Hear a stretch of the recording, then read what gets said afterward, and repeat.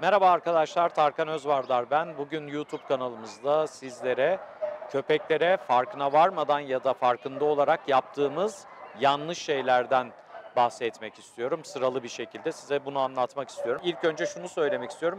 Türkiye'de yaşıyoruz ve maalesef bizim insanımız, hepimizde var olan bir şey bu. Herkes veteriner, herkes doktor, herkes köpek eğitmeni. Dolayısıyla çok fazla fikir var ortada. Sizin de kulağınıza çalınan, birine sorduğunuz zaman herkes kendi fikrini lanse etmeye çalışır ya da empoze etmeye çalışır. Bir şeyleri bilmek için, öğrenmek için mutlaka doğru kaynakları tercih etmeye çalışın. Kulaktan duyduğunuz şeylerle özellikle köpeklerimiz üstünde denemeler yapmamaya çalışın. En başta bunu söylemek istiyorum. Mümkün olduğunca size mantıklı gelen şeyleri kullanmaya çalışın. Dediğim gibi herkesin fikri vardır ama birçok insanın maalesef bilgisi olmadan fikri var ve empoze etmeye çalıştığı şeyler sağlam temellere oturmamış olabiliyor ve siz de bu denemelerle köpeklerinize iyi bir şey yapayım derken davranış problemleri bile şekillendirme olasılığınız var. Şimdi en başta yanlış yapılan şeylerden biri ev içerisinde köpekle olan birlikteliğinizde masadan yiyecek paylaşımı yani beslenmesini masadan yani kendi masanızdan, sofranızdan organize etmek ve köpeğinizle aynı yatağı paylaşmak olgusundan bahsetmek istiyorum. Şimdi köpekler biliyorsunuz alışkanlıklarını çok düz şekillendiren canlılar. Yani nasıl? Köpek için algı siyah ya da beyaz şeklinde. Bunu görsel algı olarak bahsetmek istemiyorum, mental algı olarak bahsediyorum. Yani köpek için ya bu ya bu şeklinde. Ortayı algılaması mümkün değil. Dolayısıyla köpeğinizi eğer masadan beslerseniz yani kendi sofranızdan kendi yemeğinize organize ederseniz bir süre sonra nasıl bir olguyla karşılaşıyorsunuz? Köpek sizin sofranızı kendi beslenme alanı olarak algılıyor. Buna bağlı olarak da bir süre sonra sizi rahatsız edecek boyutlarda istekler içerisine girebiliyor. Masadan beslenilen köpeklerde en başta statü algısını kaybetme, yani statü algısını şaşırma şekillenen şeylerden biri. Bu da tabii ki itaat algısına bile yansıyabilecek şeylerden bir tanesi.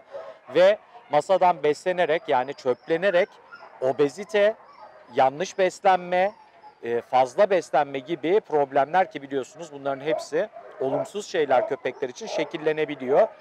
Dolayısıyla köpeği masadan beslemek ya da yüzüme öyle bir baktı ki dayanamıyorum deyip bir şeyler vermek köpekte yarardan çok zarara yol açabiliyor. Özellikle ikinizin ilişkisi açısından. Çünkü ne yapıyorsunuz? Bugün keyfiniz yerinde masadan bir parça yiyecek veriyorsunuz. Yarın köpek gelip tekrar versene dediği zaman bir misafiriniz oluyor. Hayır deyip uzaklaştırmaya çalışıyorsunuz ve köpeğin aklını ciddi anlamda karıştırıyorsunuz. O yüzden kendi beslenme saatinizde köpeğin beslenme saatini aynı ortamda oluşturmamaya çalışmalısınız. Yani köpeğinizi masadan beslemek doğru bir şey değil.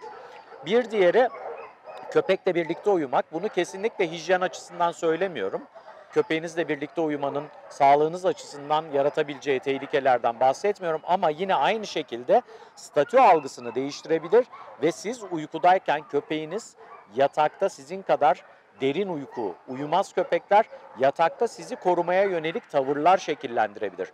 Örneğin anne, baba ve çocuktan oluşan bir aileyi düşünelim. Anne ile babayla birlikte yatan bir köpek, yataklarını paylaştıkları bir köpek, çocuğun gece korkulu bir rüya görmesi ve ebeveynlerinin yanına gelmek istemesi esnasında bir anda onları korumak adına çocuğa yataktan köpek atak yapabilir. Yani kötü sonuçlanabilir ve yine köpeğinizi yatakta yatırmak da aynı şekilde köpekte statü algısının karışmasına, territorial kavramların devreye girmesine yani koruma davranışlarının, bölgecilik davranışlarının ön plana çıkmasına sebebiyet verebilir.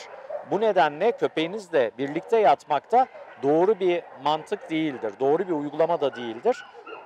Ve bunların ikisi de antropomorfik yaklaşım dediğimiz köpeği insanlaştırmaya yönelik tavırlardır ve köpeğin kafasını net bir şekilde karıştıracak davranışlardır. Yine köpeklerimizde sık yaptığımız hatalardan bir tanesi baskı sistemlerinin kullanılmasıyla itaat algısı oluşturmaya çalışmak.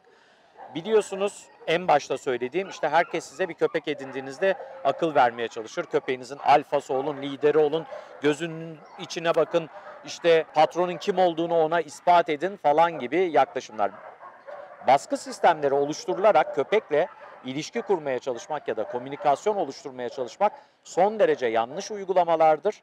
Köpekle pozitif ve rahat bir ilişki, baskı sistemleri olmaksızın kurduğumuz bir ilişki imkanı varken ve bundan çok güzel geri dönüşler alma imkanı varken baskı sistemleriyle köpeği sindirerek bir şeyler oluşturmaya çalışmak ilerleyen dönemlerde, özellikle köpeğin yaşı ilerlediğinde ve özgüven olgusu şekillenmeye başladıktan sonra baş kaldırırlar ve aranızda ciddi münakaşaların oluşmasına neden olabilir. Dolayısıyla da köpeğinizle çalışmalarınız esnasında mümkün olduğunca münakaşadan uzak, baskı sistemlerinden uzak ve pozitif yaklaşımlarla, baskı sistemlerini kurgulamadığınız yaklaşımlarla diyalog kurmaya çalışmalısınız. Birilerinin size söylediği işte burnuna vur, poposuna vur, gazete kağıdını bük gibi ampirik, saçma sapan yöntemlerden uzak durun ve bu tip yöntemlerin hepsinin köpeğinizde travmatik algıların şekillenmesine sebebiyet vereceğini aklınızdan çıkartmayın. Yine özellikle küçük ırk köpeklerin sahiplerinde çok uygulamada gözlemlediğimiz şeylerden biri köpeği açık besleme sisteminde doyurmaya çalışmak ya da beslemeye çalışmak. Yani sabahtan mamasını koyarım, o ne zaman isterse gider oradan birkaç parça alır yer gibi yaklaşımlar çok doğru besleme sistemleri değildir.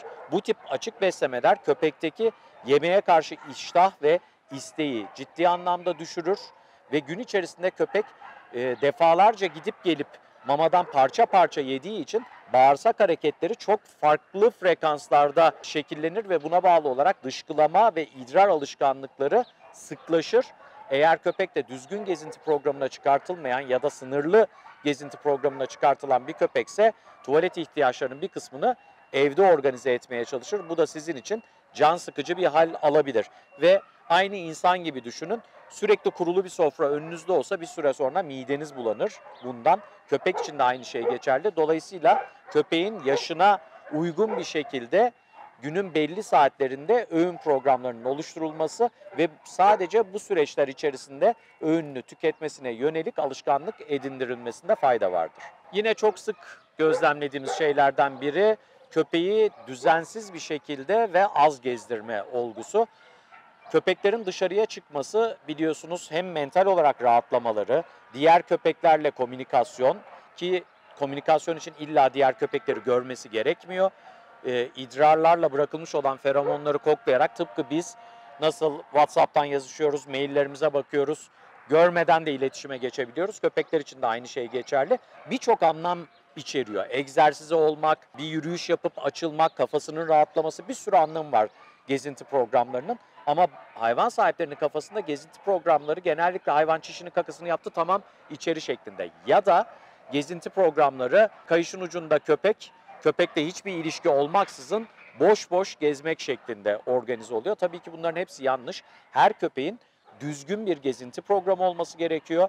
Yetişkin bir köpek için yavru köpeklerde çok daha sık çıkışlar programlamak gerekiyor. Hem tuvalet alışkanlığını organize etmek hedefli olarak hem de köpeğin sıkışmasını engellemek hedefli. Bir de tabii ki dış dünyayla tanışmasını sağlamak için sık değişenlerle buluşturmak gerekiyor köpeği. Ama yetişkin bir köpek için benim tavsiyem günde minimum 3 defa dışarıya çıkmaktır. Bu 3 çıkışın 2 tanesi interaktif, egzersizli, gezintiler şeklinde olması gerekiyor. Özellikle köpekle mutlaka komünikasyona, birebir komünikasyona geçtiğiniz top oyunları, saklabul oyunları, çekiştirme oyunları gibi sizin de işin içerisine dahil olduğunuz ve köpekle birebir işbirliği içerisinde yapılan oyunların da dahil edildiği gezinti programları olmak şeklinde olması gerekiyor. Köpeğinizi gezinti programlarını kısıtlı yapmak, ilgisiz davranmak gezintiler esnasında ve az gezdirmek köpeğinizde birçok davranış problemi ya da istenmeyen davranışların şekillenmesine sebep verecektir. O yüzden bu tip davranışlardan kaçının, köpeğinizi düzenli ve uzun gezintilere çıkartmaya çalışın ve buna vakit ayırın. Yine çok sık gözlemlediğimiz özellikle köpeğe bir şey öğretirken ya da itaat antrenmanları yaparken hayvan sahiplerinin köpeğe sık komut tekrarı olgusuna girmesi. Yani Otur. bir şeyi yapmadığı Otur. ya da şekillendirmediği zaman tekrar otur, yat, bekle gibi komutları arka arkaya dikte etmesi ve hayvan sahibinin sürekli diktasyonla köpeği baskı altında tutmaya çalışması. Köpekler özellikle köpeklere karşı uygulamalarda komutun sık tekrar edilmesi köpekte akut stresi tetikleyecektir. Yani köpeğin strese girmesine sebebiyet verecektir. O yüzden sık tekrarlardan kaçınmak, köpeğe bir komut verirken ilk önce size konsantre olmasını sağlayıp daha sonra komutu vermek ve mutlaka ödül sistemlerini kullanarak komutlara karşı olan yanıtın daha güzel ve pekiştirilmiş olarak geri dönmesini sağlamakta fayda var. Yine çok sık gördüğümüz şeylerden biri, insanlar bunu çocukları için de yapıyorlar. Benim kendi gözlemlerimden bir tanesi. Köpeklerini diğer köpek sahiplerinin köpekleriyle mukayese etmek. İnsanlar bunu çocukları için de yapıyor. İşte komşunun çocuğu matematikten 5 aldı, bizim çocuğumuz neden matematikten 3 aldı? Çünkü o komşunun çocuğu, bu sizin çocuğunuz. Karşılaştırmalar doğru yaklaşımlar değildir. İşte bizim bir arkadaşımızın köpeği var. Günde sadece 2 defa çıkartıyor onu tuvalete. Bu bir marifet değil arkadaşlar. Hayvanın 2 defa çıkması demek gün boyunca uzun saatler işkence şekilde tuvaletini tutmak zorunda bırakılmak demek.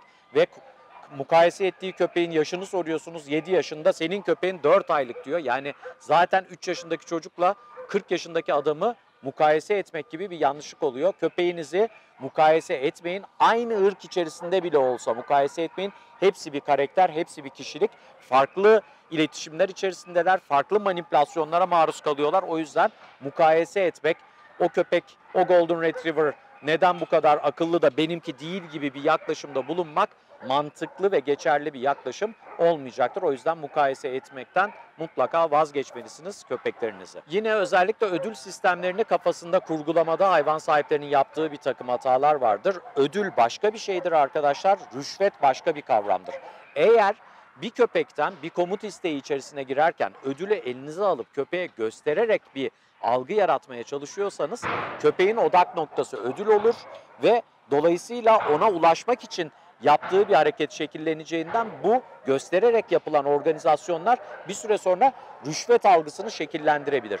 Ödül mutlaka cebinizde ya da köpeğin göremeyeceği, daha doğrusu görselinde odaklanamayacağı bir pozisyonda olmalı ve hareket şekillendirildikten sonra rastgele şekilde sizin tarafınızdan ödül ortaya çıkmalı. Yani her oturu ödüllendirmemek veyahut da elinize bir şey alıp gösterip köpekten oturmasını ya da yatmasını istememek gerekiyor.